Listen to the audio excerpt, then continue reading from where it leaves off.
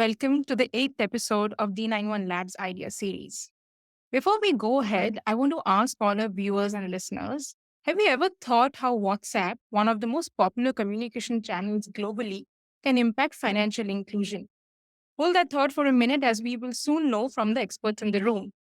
A quick introduction to the D91 Labs Idea Series. In this series, we discuss various ideas and innovations that could move the needle on financial inclusion. Our hope is that these conversations will inspire the industry to build for and serve the financially underserved people of India. I am Monami Dasgupta, Head of Research at D91 Labs, and I will be your host for today's session. Today we have with us as guests Pooja Haldea and Vartika Shukla from the Center of Social and Behaviour Change at Ashoka University. It's also known as CSBC in short. Pooja Haldea is an advisor with 20 plus years of experience in consumer behavior. She works with both development as well as private sector organizations to help apply behavior science for impact. She is the co founder and senior advisor with the Center for Social and Behavior Change at Ashoka University. Another guest for today is Vartika, and she is a financial inclusion consultant with over 13 years of experience in the digital finance, microfinance, and women's economic empowerment domain, and has worked with financial service providers and think tanks across Asia and Africa. Welcome to the Idea Series, Pooja and Vartika. Great. So going back to the point I had made previously, we at D91, we were very excited to know about your recent project on the power of WhatsApp in driving financial inclusion in rural India. So let's dive into the details. Pooja, my first question to you is, your team at CSBC has conducted a study in partnership with the India Post Payment Bank, where the research problem was to improve the motivation of banking agents so that there's an increase in the number of transactions per agent. Before we go to the solutions and interventions, can you elaborate a little bit more on what the problem was with the banking agents and what role did WhatsApp really play? Yeah, thank you so much. So, as you said that, we were essentially working with India Post, and here the model that they use is that they're essentially getting postal agents, which is your postmen, postwomen, essentially to become banking agent. And so what it required was for these agents to take on a new responsibility in addition to what they were already doing, which was distributing mail and so on.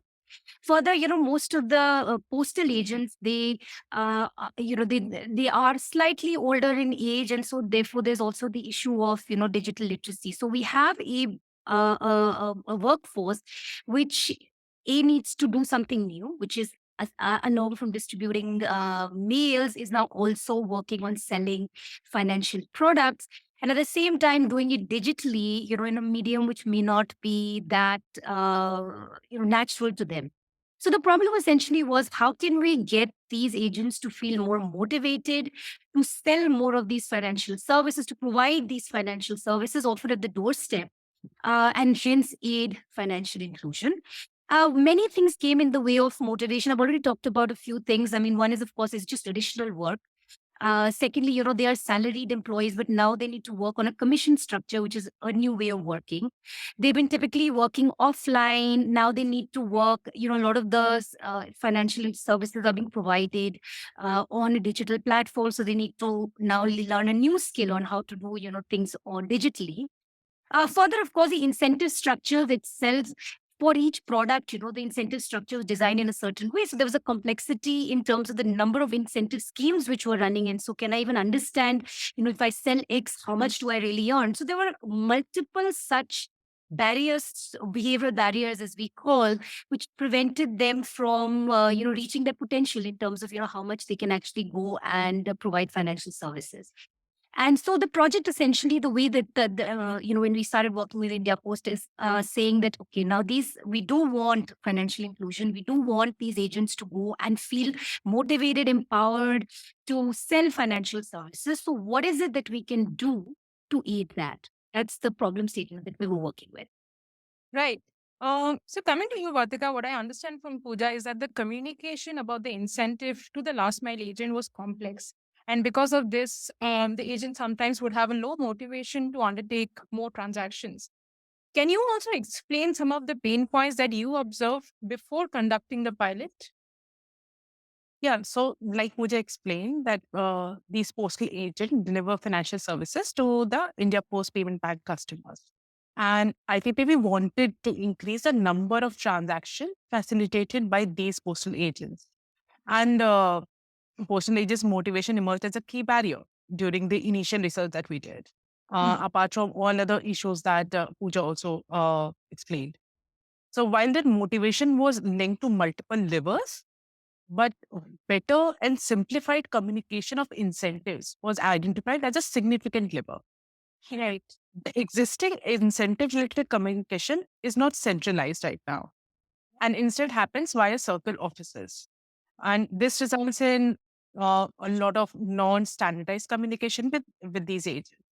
So, this project aimed to improve the postal agents' motivation through behaviorally informed interventions focused on improved communication and dissemination of incentive schemes. Right. Very interesting. So what I'm hearing is one, there is a background of the post, people, IPPB employees who have their own, learning capabilities that need to be upgraded. Then there are circle officers who are trying to kind of, non-standardized way of communicating with each of these postal agents. And that's where the translation gets lost and people don't know how much incentive they're getting based on the kind of service they're giving. But, all of us now we have like the researcher hat on and we really want to know from you, Vartika, that what was the process of the pilot study, as well as if you can just throw some light on what was the sample like, what was the location that you conducted the study, how was it conducted? We really want to understand the nitty gritties of those. And also, was there like a difference between like an urban and rural context taken into consideration when conducting the pilot? Yeah, sure. So let me walk you through the four-step behavior change process that we follow at CSBC. In step one, which is a discover stage, we do a deep diagnostic to deconstruct developmental challenges to their core behavioral components like biases, barriers, and pathways. Step two is design. And here we adopt a behavioral design approach to identify and develop behavioral interventions. Step three is evaluate. Here, we undertake a rigorous lab and field experiments to validate the causal efficacy of proposed interventions. Fourth one is advocate. No. Here, we actively disseminate findings and explore pathways to scale and institutionalize effective interventions. And coming to this project, basically, we use these four steps. And in this project, we conducted the pilot in Bihar and Delhi. Bihar being mostly rural areas. And in Delhi, we tried dividing it into urban as well as semi rural or semi urban areas. So Bihar Circle and Delhi Circle. And we picked this location because India Post Payment Bank wanted to understand this contrast between urban and rural context. Um, Here in Delhi, we got largely urban location with a significant migrant population, which has a very different customer profile than Bihar. And in Bihar, we particularly focused on Nawada and Lakhisarai districts. And this intervention was carried out over 3 weeks in both Bihar and Delhi. We also conducted some qualitative research to identify other systemic issues faced by the staff as well as these postal agents. In the phase one, which was in Bihar Circle, and phase two was in Delhi Circle. So CSBC measured the impact of interventions by analyzing the changes in incentives earned by banking agents. Based on the pilot, CSBC also provided certain behaviorally informed recommendation for improving the overall motivation levels of agents by modifying the age incentive communication, like I talked about earlier as well. Right, right. Very interesting and very, interesting to know the whole Delhi Bihar sample taken, and it kind of builds a lot of contrast between the kind of people who are being tested upon. I want to focus a little bit on what the exact intervention design was that all designed and created. Vartika, if you can just talk about that a little bit. So our intervention package consisted of four parts. The intervention started with forming a WhatsApp group of postal agents at the branch level. Through this group, we shared all the interventions. First one was simple, short knowledge bites. We shared these knowledge bites on product features and incentives through messages, like short uh, 3 line, 4 line messages, certain flyers, so some visual to go along with it, and small videos, 10-second, 15-second videos with postal agents on this WhatsApp group. Postal agents' incentives are conditional to a certain number of transactions and balance requirements by the customer. These conditions make it difficult for agents to understand their eligibility.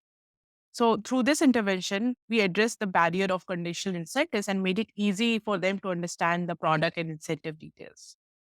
Second one was live feedback using this WhatsApp group. On the group, postal agents shared their targets and run rates, so to say, on for the focus scheme of that particular month, which is basically MIS at the branch level. Like if they have to attain like 100 transaction under certain scheme, they this run rate, so to say, will go out every day that we have covered this much. Right. So the group also gave this feedback and social recognition to each other whenever they have conducted certain transaction. So Yeah. this made the intervention more social and more bonding started happening within that particular group, and there was more chatter in the group. Right. Third one was incentive calculator, which was a simple web page which the agents can go in and enter their anticipated number of transactions. And the page will calculate the approximate amount of incentive the agent would earn for conducting those transactions. We sent a link of this incentive calculator on the group. Earlier, agents found it difficult to link the accrued incentive to specific transactions and were not able to track how much incentives they have accrued. An instantaneous incentive and performance tracking system, like the incentive calculator, made it easy for the agents to track their incentives. Right. Right. And the fourth one was personal calling. So this intervention basically involved the branch manager who was calling 2 to 3 banking agents daily to explain the focus scheme, troubleshoot using standard talking points. This also helped maintain the relationship with the postal agent and improve trust of the agent. Right. Very interesting. So what I'm hearing is this all these interventions, one, it created a lot of transparency between the bank, the banking, the officers at the bank and the banking agent on the field. They felt more, they are able to see what they're doing on a daily basis. And I guess WhatsApp also builds the instantaneous, ability to post things and, it's kind of live. It's not like backdated or something you did 2 days back.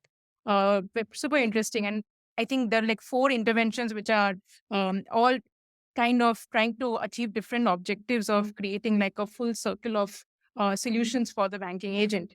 So I also want to understand from you, Pooja, in terms of these interventions, um, did you really find like at the end of this entire study, did you finally get to the bottom of how we can improve agent motivation to conduct more transactions, and what was the effect of these interventions?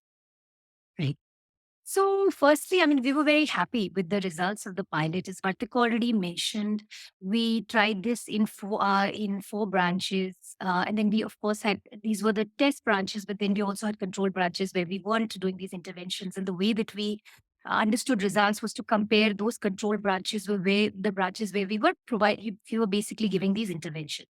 And we saw that in the branches which received the intervention, there was a significant increase in the number of transactions, which was eventually, that was the ultimate goal we were going for. Yeah. For example, I mean, in the Bihar branch, in one of the branches in Lakhisarai, we saw a jump in the range of 500% in terms of a number of transactions. Similarly, in the Delhi, especially the semi-rural branches, they showed a significant increase in the number of transactions, though we felt that in the urban branches, that lift was less. In fact, we in general found that these interventions worked better in the rural, semi-rural branches versus urban branches. And I think one of the hypotheses that we had was because these are the branches, the rural branches, etc., which are more starved of information or connect with the central teams. So in general, we found that these interventions they showed, and by the way, I mean I just wanted to add that all of these interventions, one of the things or design principles that we had in mind was that we must deliver these interventions on the existing IPPB system. So we're not adding an additional layer. So, for example, we talked about the WhatsApp group, which was at the branch level. In a lot of branch levels, these WhatsApp groups already existed. So it was what we were trying to do was optimize how these WhatsApp groups were used, as opposed to adding an additional sort of responsibility on the branch manager. And so one of the things that we liked about this pilot and why we feel that, something like this is scalable is because we were not innovating or coming with something shiny and new, but we were just optimizing existing systems and processes which were already there in IPP. And we saw just this optimization by basically using these WhatsApp groups more effectively, maybe using them as a way not only to share knowledge, but also sort of encourage chatter between agents, that showed a very positive result. And as we're talking, we're looking at scaling it in other circles as well. That's amazing. Actually, I had one question which I just, thought about it right now. A lot of us think sitting in our offices that we don't know how much the penetration of smartphones are. And because WhatsApp is a very smartphone based app. What did you find on the field? Did all agents have smartphone? And is it like one of those devices that are universally all across the place now?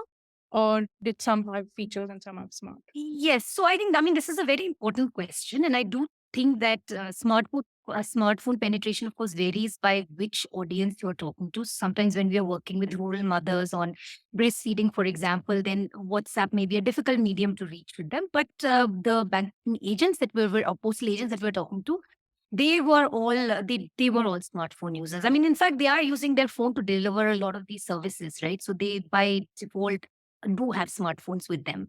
So therefore, WhatsApp was a very sensible way of and a very low cost and a very effective way of reaching out to them. And then the other thing to remember is that WhatsApp in general, I mean, it has a very special place in the Indian context because I think the ease that people have with using WhatsApp, it's already a matter of habit because you are connecting with many different parts of your life using WhatsApp.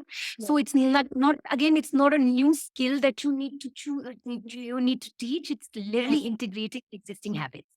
Absolutely. And I was actually thinking about the same point when you said, you worked with IPPV, you didn't have to, create a whole new layer of, institutional context to actually introduce an intervention.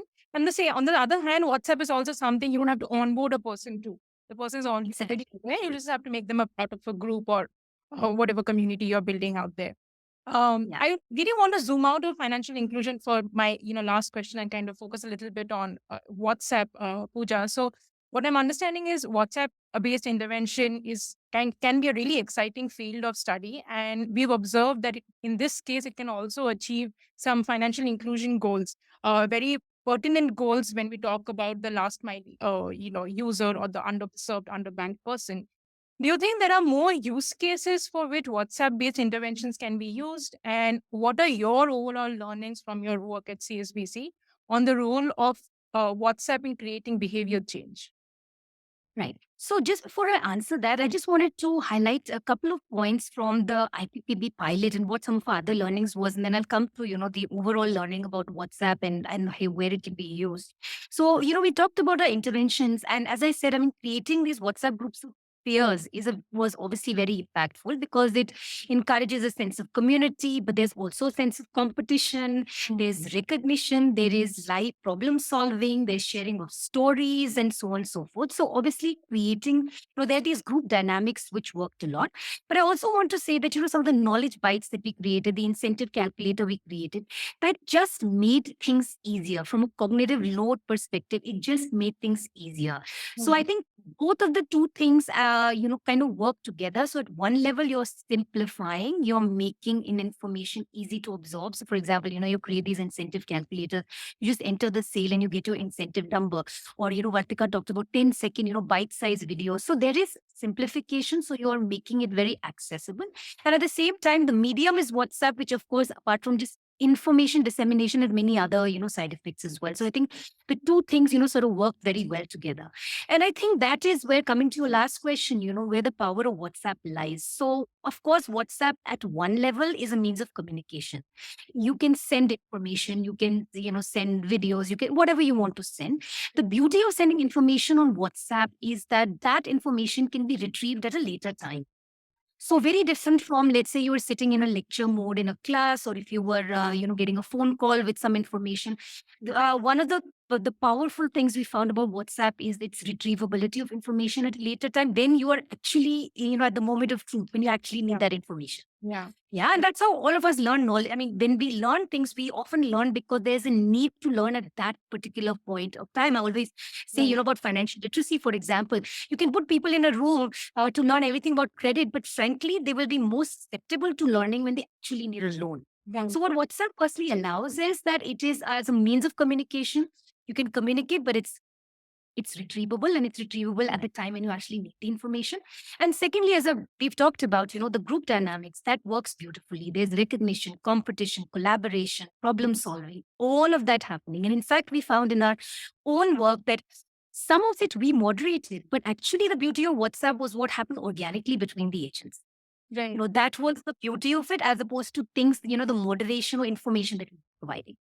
Now, as I said, I mean, we've used this in financial inclusion. We've actually used a very similar kind of, WhatsApp group creations in other work as well. So we've done it, for example, with mothers, of course, smartphone user mothers. So it's a specific target group to encourage complementary feeding, which is basically giving 6 to 18-month-old children more nutritious food. And so again, there you can see that the mothers are learning from each other. They're seeing, okay, what are the other mothers doing? And so that PR works beautifully. We've used it, very recently in parental involvement in child's education, where we put a bunch of parents whose kids are in the same school, in the same group. And so then they are again learning from other parents on how they can be more involved. What should they be looking for a child in terms of literacy? How do they know that, their child is achieving the goal, and so on and so forth? So this creation of groups, of peer groups, I think we have found, of course, in banking agents, but frankly, we are finding that it translates into many different contexts with many different kind of target groups. The principles on which it works are the same, so it gives information, but then there's all the other things which are happening in the group. But it's a simple, it's scalable, it's low cost. It is something, as you already mentioned, it's integrated. You don't have to onboard people in WhatsApp.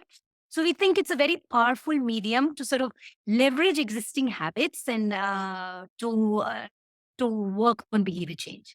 Yeah, and to your previous point on about WhatsApp with banking agents, I like the fact that it creates an accountability on both fronts, from where the information is getting and to whom the information is going, and the it actually builds upon the factor of retrievability, because now you can't say something else from before what you had said. So that is always there. So Yeah. it kind of Yeah. makes both parties accountable. There's transparency. There's also so much more information that you can get now at your fingertips in your phone. So amazing. This is really like a learning for us. Thank you so much for the insightful conversation on how WhatsApp can drive multiple socioeconomic objectives, including financial inclusion, Pooja and Vartika. We were fascinated most to understand how technology, a sense of community, and competition all played a role in incentivizing bank agents to do better. Lots of takeaways for our future projects.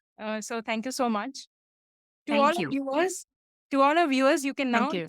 to this conversation on D91 podcast on Spotify, Google, and Substack, as well as view it on YouTube. Please go ahead and subscribe, and you will hear from us soon. Till then, see you next time.